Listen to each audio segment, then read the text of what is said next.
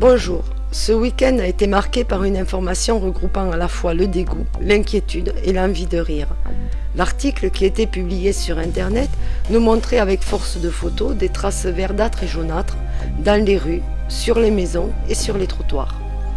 Ces images permettaient de comprendre l'ampleur de l'événement. Pourquoi dégoût? Il a été fait état de fientes d'oiseaux. Vu la quantité et la surface, c'était forcément de très gros oiseaux et en grand nombre. Pourquoi inquiétude? Parce que ces marques sont apparues entre 9 h du matin et minuit, et qu'une substance brune assez bizarre apparaissait sur les trottoirs et les murs. Pourquoi envie de rire?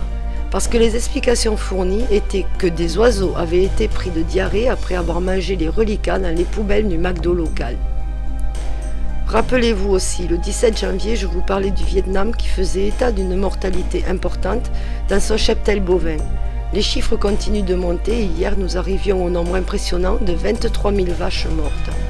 La raison avançait le froid. Certes, mais qu'en est-il des 200 vaches du Wisconsin ainsi que des autres cas répertoriés? Comment expliquer qu'un troupeau complet de 55 vaches décède dans le même champ et au même moment?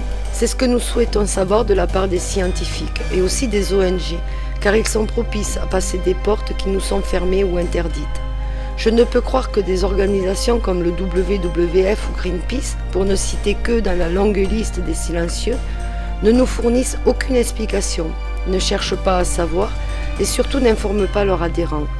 Je ne peux croire qu'ils ne sont pas émus par toutes ces morts, qu'ils n'ont pas la curiosité de savoir, ni l'envie de nous rassurer. Il faut qu'ils aient accès aux conclusions des vétérinaires, des administrations pour nous dire la vérité. Je vous proposais de vous expliquer les différentes théories qui circulent sur le web.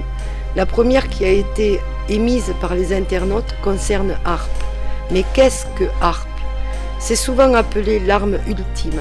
En schématisant, cette arme serait capable de changer le climat, l'humeur des personnes, de créer des tremblements de terre à distance, de détruire des avions dans le ciel grâce à des envois d'ondes magnétiques. C'est pour cela que lors des premiers décès d'oiseaux, beaucoup d'internautes l'ont cité comme cause possible.